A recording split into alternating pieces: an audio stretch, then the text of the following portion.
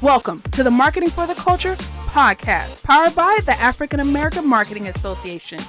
Each week, we'll bring you an insightful conversation from some of the best experts in our industry on how to advance our career. Join the collective of Black marketers across the world, advancing their brand as we work towards creating a collaborative community.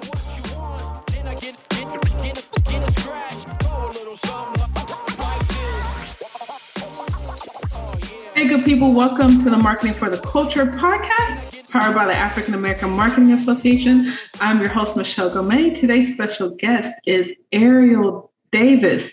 Ariel, welcome to the show. How are you doing today? I am doing wonderful. Thank you so much for having me. Yeah, so I'm so excited to talk to you today. I really want to talk about navigating your career. You just got a new job, so congratulations on that. So we'll definitely talk about that because you're doing good work. So what do you do? Let's just start with that. What do you do? And then we'll kind of reverse engineer the process. Yeah, for sure. So, before I dig in, I just want to say thank you so much for having me. I'm really thrilled to be a part of this amazing platform that you've put together. Big shout out to Diverse Creatives. I think that's where I found you in the Slack channel.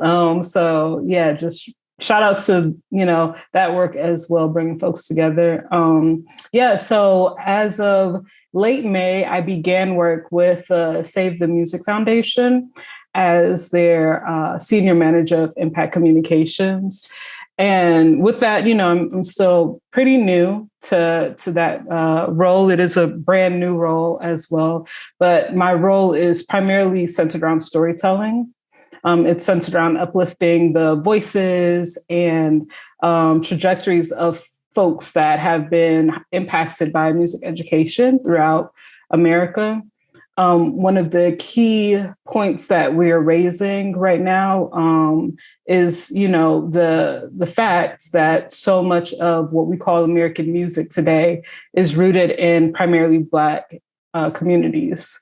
And so, those stories, making sure that legacy of education is passed forward, to our youth, and that we're supporting those that have already been doing that work of, sharing and cementing that legacy of work is work that I'm really excited to continue to push forward on with that organization. Before that, my full-time gig was with the Kennedy Center, where I was a part of their impact or social impact team, I was a program manager there as well. So, for me in my career, this is a tiny bit of a shift, but there's a lot that I've kind of taken from my past work that lives, in what I'm doing now, going from, the programming side of thing, events management and production side of things, to producing these stories, producing this content. There's lots and lots of similarities in how that rolls. I'm excited for you for having a new gig. And then I definitely checked out the organization and I see so much creative opportunity that you can do. So I'm assuming it's going to be a fun job. Yeah. I'm super excited. As of this airing, we have completed some work in Newark, New Jersey, where we're inviting folks to the historic Newark Symphony Hall. This is a space that had everyone from Beyonce when she first started to, Patti LaBelle, and so many others.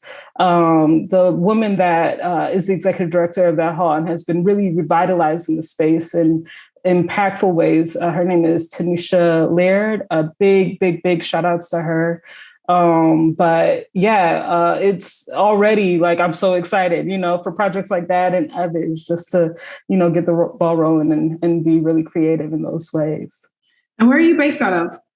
I am based out of Washington, D.C., okay. Originally from Detroit, Michigan. So, Okay. So how has music impacted you? Ooh, that's a great question. Oh, I could spend about an hour talking about it. And there's so many ways, but my history of work is as an instrumentalist. I started in this work as a French horn player. I picked it up when I was about 11 years old. I've always, been one that was more creative sided. I loved reading and writing and drawing and all of those things.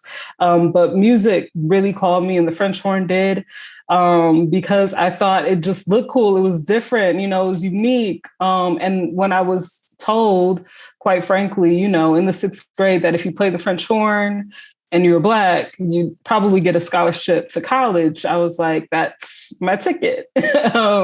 So yeah, throughout my education, growing up, I practiced and practiced and practiced.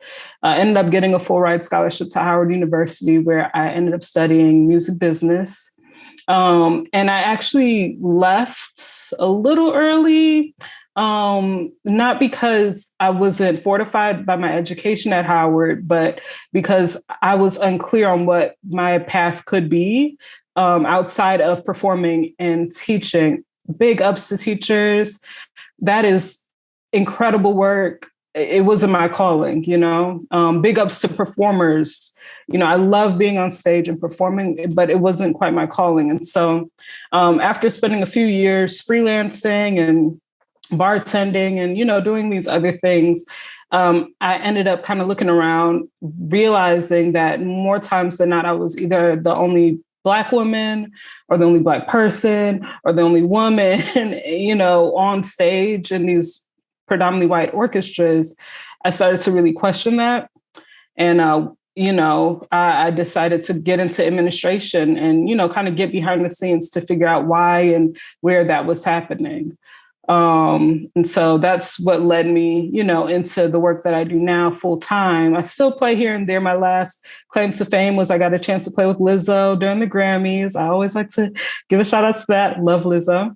But yeah, I mean, for me now, my real passion, right, is around getting the stories out about the folks that, paved the way for me to even want to pick up the French horn or recognize the French horn was an option. And also to uplift those folks that no one knows about, because their histories and their stories just haven't been told. So that's basically how music has impacted me in my life and, what I'm doing nowadays. I'm curious because so much has changed. I'm sure you're around my age, but if we go back 7, 10 years ago, the opportunities are drastically different, right? So do you think if you graduated from college and you were playing the French horn, do you think you would be more intrigued to remain a performer versus going into a communications career? That's a tough question. I mean, I think one thing that was different for me then than it would be for me now is and I was talking to someone about this recently. I think it's a little easier to kind of see how people have grown their careers because LinkedIn wasn't what it is now when I was in college, right? So just being able to quickly, find a name and look up their resume. I mean, that access to knowledge around people grow their careers, it was not a possibility. So, I mean, because just my heart has never fully been in performing and there are several reasons for that, but to be honest, because my heart was never fully in performing, I think I might have ended up in administration or even ended up in communications and marketing, and less of the programming and production, main stage production work, maybe a little bit faster actually, than not. I know a lot of young folks that go into, a music career, and they go into it not realizing that there are all of these other opportunities that are, adjacent to music or within the music industry field. And so working to uplift those opportunities is also a big passion of mine. It's actually part of the reason that I helped found this other organization called the Arts Administrators of Color Network.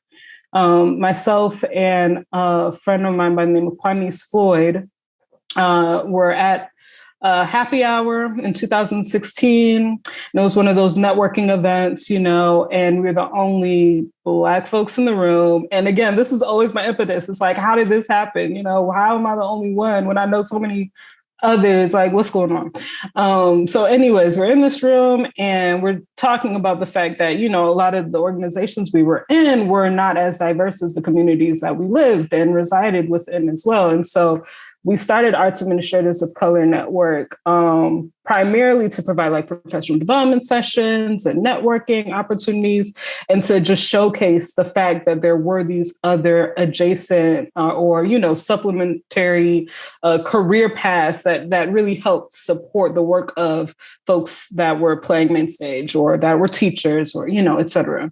So yeah, to answer your question, I still probably want to play full time, but I'm really excited and happy that music has led me into the career that I'm in now. Yeah. So with you being, I'll just say, a performer and a professional, what do you think your superpower is? That's a great question. I know that having had that creative background and being around other super creatively minded people and just like being in discussions that are open and varied and, driven by more than maybe what folks have just seen on social media for the day, you know what I mean? Like that out of box thinking, that has absolutely helped me in the work that I do to this day. So that's been really, really important.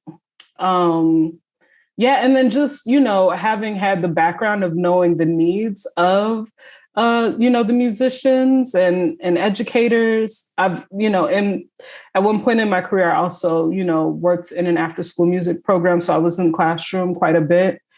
Having had that experience as well helps me get a little bit more nuance around how the story is ultimately being told, right, about those experiences. A lot of folks in the field nowadays are talking about how, particularly in the nonprofit industrial complex, we go in and we say that there's a problem and we put it up as though, we're helping to feed the most starving of people, the most in need of people, folks that don't have access to anything whatsoever.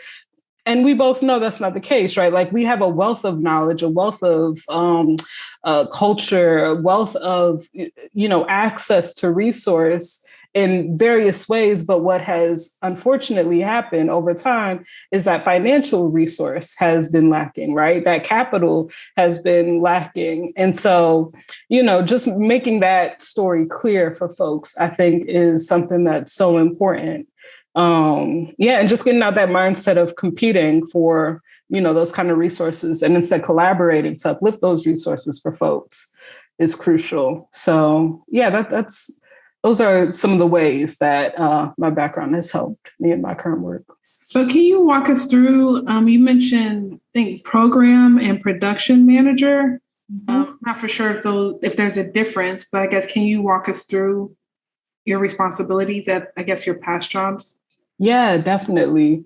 So in my past roles, a lot of it has been around like operations. So let's say there's going to be a concert, right, that has been decided by the curator of the season. And the concert's going to feature, local string orchestra, as well as vocalists and conductor, all of those things. It would then be my job to say, okay, let's get the budget together, figure out where that budget is coming from. Let's, create a run of show, figure out, at what times, which of us, our staff need to be in place, to execute on the production of this event.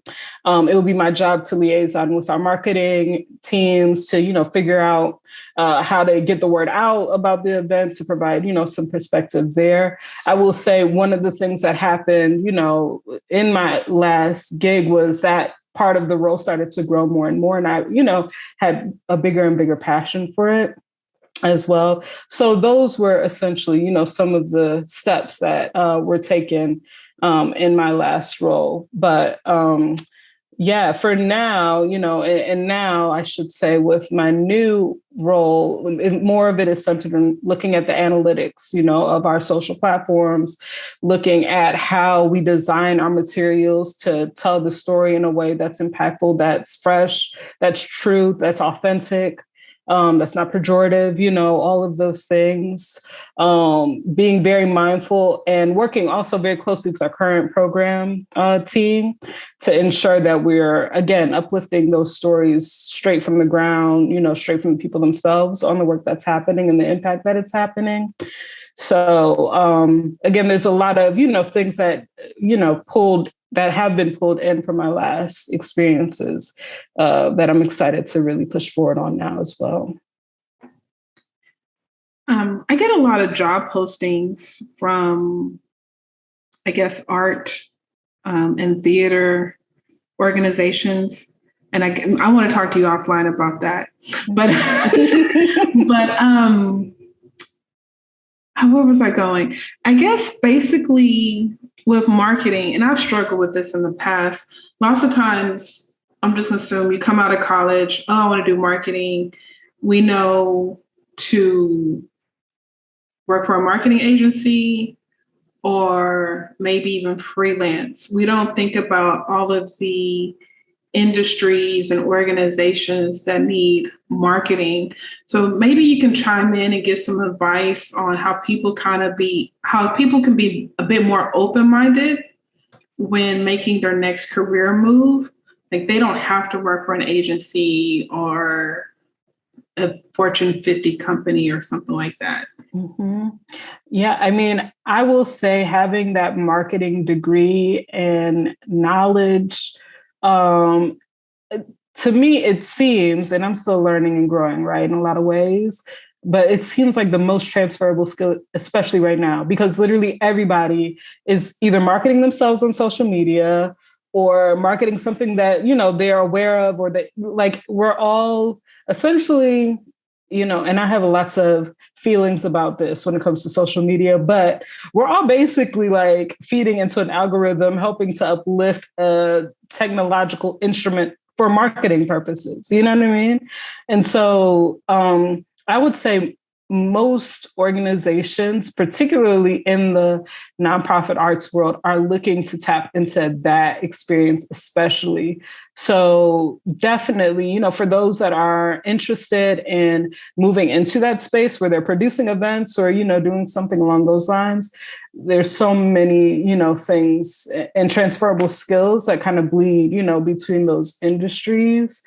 And it would really surprise me if we didn't see more of that kind of happening, like those merging of worlds. I know I've seen it with other organizations that there's been this shift from like the typical PR team. It's a little bit less about just producing the press release, as important as a press release is, right? But it's been a little bit less about that and a little bit more about, okay, so what kind of creative content is being built?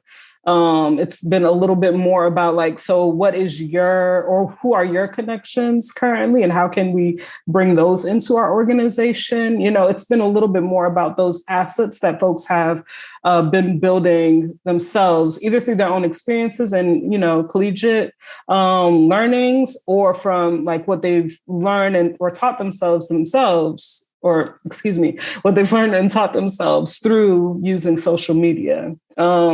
So yeah, I imagine that's just going to continue to grow and expand in itself. I mean, I will say for me, like my communication skills, absolutely self-taught, like so many others. I've heard others on your podcast that have mentioned that. Mm-hmm.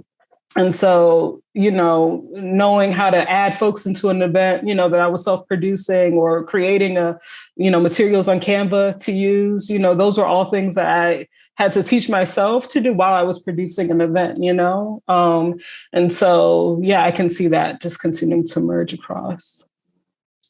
Yeah, I mean, marketers, we are needed. So explore your opportunities. In every industry. I guess this is a selfish question. going back to the music business, we always think of the labels, the record labels, but obviously you're a performer, so you come from a different perspective and background. Um, I don't know, like, have you ever thought about working for a label, especially being in DC, on the East Coast or anything? Like, has that ever crossed your mind?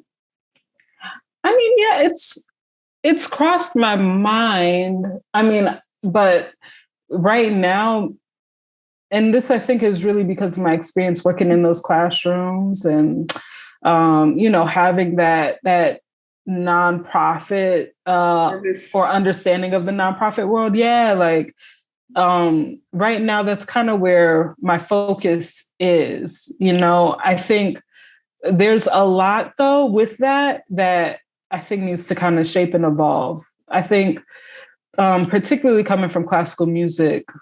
I mean, one thing about me is at one time, and this was during college, maybe, or right out of college when I was still in this exploratory phase, trying to figure things out. I thought that I wanted to get into managing an orchestra. And I am so grateful that I did not take that because there's a lot that needs to be fixed there. I was on a podcast recently with a friend of mine, and we were talking about this, because I think a lot of people read my resume, they read my experience, and they say, oh, yeah, like orchestras, things of that nature, that's what you should get into. Having been in the field, and I'll say this publicly, anybody can, hear me say it, don't scrap it. Like, I would never work for an orchestra right now. And the reason for that is, they're quite frankly entrenched in white supremacy. And it's unfortunate, but it's true. There's a reason that in the past 50 years, and there's many a study on this, only 1% to 2% of them have Black folks included. And they have names like the Detroit Symphony Orchestra. They have names like the Chicago Symphony. They're naming cities that are predominantly Black and brown.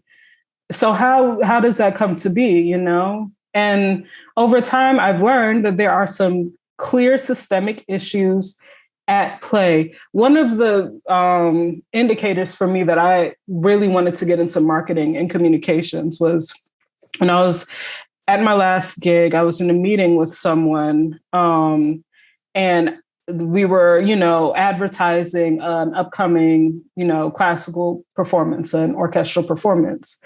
And at the time, my role was around community engagement. So, I'd gotten the task of bringing in more diverse audiences in different ways. So I'm in this meeting with, someone, and I'm like, well, we use language like concertos and quintets and trios and, all of these things, which, I think a fair amount of people know what those things mean, right? But a fair amount don't as well. So maybe we could use different language to describe the piece that's being performed, and that completely got, shooed away because that's the language that folks are used to in that space. And it is a predominantly white space. So to instead talk about, this concerto being performed by name the artist that's known in classical music, to, changing that language over to this arrangement features sounds of waterfalls and green landscapes and evokes wonder, like changing the language to one that's more about like the heart and the ethos of the music itself and less about, the standard trite description. The fact that there was, a barrier to that was an indicator for me that A, wanted to get into marketing to change the language where possible, and B, that classical music field just wasn't for me because even simple asks like that were not possible. So it's like I'm blown away by what you said, but then I believe it and I understand it because I'm in Houston, and we have a good arts district or a popular art district, the arts and theater district, from what I understand. I've done a few things, but I'm not in the trenches. But I can see, like, I agree with you. I believe you. But I can definitely see that because it's such an antiquated industry.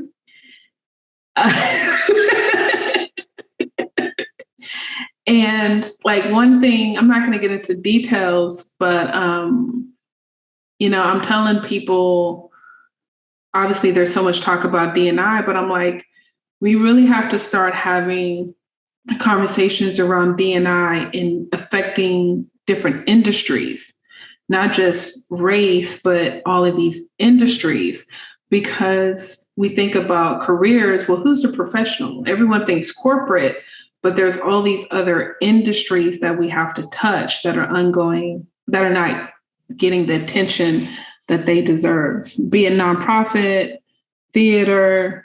I'm in Houston, oil and gas, construction, energy, and not just across the board. So thanks for bringing that to our attention. Absolutely. And, that word antiquated is exactly it. And I mean, oh goodness, I hate to get on my soapbox, and I hope folks that are listening in aren't taking me to be one that's just, so negative about it all.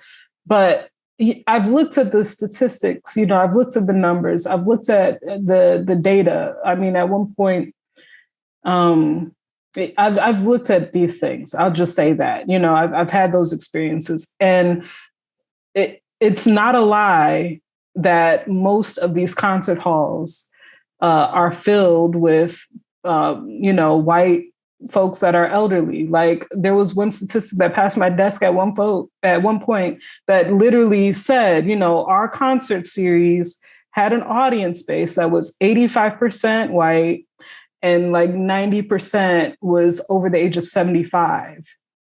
And so, and there's not, not to be ageist, because, I can't wait to get, to that age where I can check out whatever kind of music I want to enjoy, and feel as though it's supported.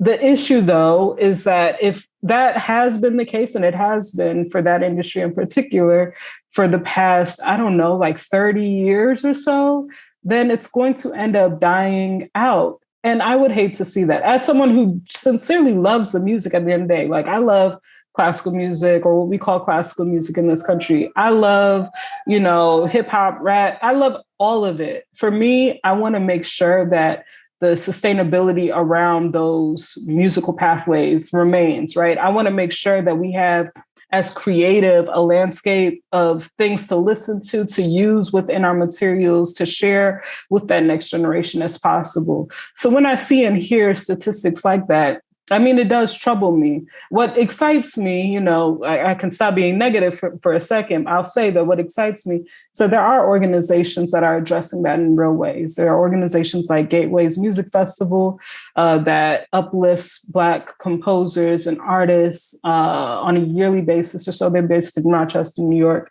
There are organizations like Color Music Festival down in Charleston, South Carolina, which is huge just to have something like that in Charleston, with the history there.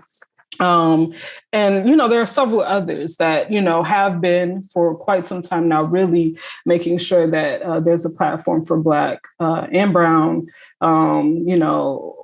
performers in that orchestral vein. So I'm excited to see them continue to grow, and I'm excited to see folks continue to pour resources and energy and time and input into, maintaining them, so that we, keep that music and that legacy alive, particularly around Black composers and musicians. Yeah, I mean, that's why your work is so important. Like, your at Save the Music, as well as your organization that you started, is so important. So I'm glad I met you. I'm glad you reached out. But yeah, definitely continue to amplify the voice from that industry. So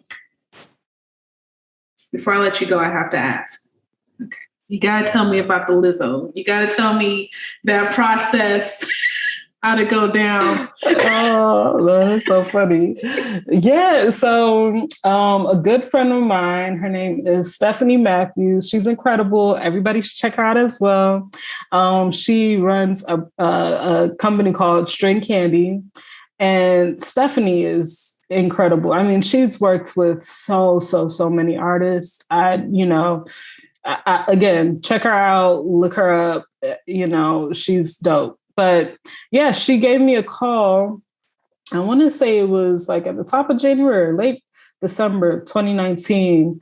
And it was like, hey, so Lizzo's performing the Grammys. Do you want to come out? I was shocked and immediately said yes. And yeah, for that, it was incredible. I mean, we did about 3 rehearsals or so. Funny enough, in the same space where Beyonce did her homecoming rehearsal. So I was like in there like, oh my gosh, I know exactly where we are right now. Oh, which was great. I will say Lizzo was the consummate musician. Like she wanted to make sure she had every note down on her flute. Like for her, it was not a game. She really took her craft seriously all the way. So it was just really exciting to see that. And she just, everything that I've seen, at least online about her, was true, in person as well. Super bubbly, super fun, super talented, of course, so big ups to her, big ups to everybody that was part of that process. It was actually an all Black women orchestra that performed for that. And at one point she, shared some emotion around that. Like that had always been a dream for her as an instrumentalist, to see other Black women together playing in that fashion. Because I mean, one thing, and this is also, I think, where a lot of my passion for, shifting more closer towards marketing has come from. It's that, for me growing up, carrying around my French horn case, folks would be like, what is that? A lot of the time when I, let folks know that I'm a musician or I'm into music, their immediate response is, oh, you sing, oh, you play piano, they have Alicia Keys in their head, I guess, maybe, I don't know. But, like just knowing and seeing that Black women can do anything, period, including play the tuba, play the French horn, play the trombone, play, whatever. That's a message that I don't think that we've gotten, And again, it's because I hate to tear it down again, but I'm going to tear it down again. These orchestras have very clearly and systemically not included us on our stages. And so we then internalize this message or, this framework around how we're supposed to approach the way that we express ourselves. So yeah, I want to tear all that down. Yeah, representation matters. Mm-hmm. Oh my gosh, it matters so much. So, but shout out to Lizzo. Shout out to Beyonce, H-Town's finest. Shout out to you for the opportunity, being on like probably the biggest music stage. So that's huge. That's what's up. You're like, you're just like, okay, I'll perform again. Let me go dropping that performance back one time. Okay. Oh yeah. All right. So you have the Save the Music Foundation. I know you talked about it a little bit. Is there anything else you would like to add? I'll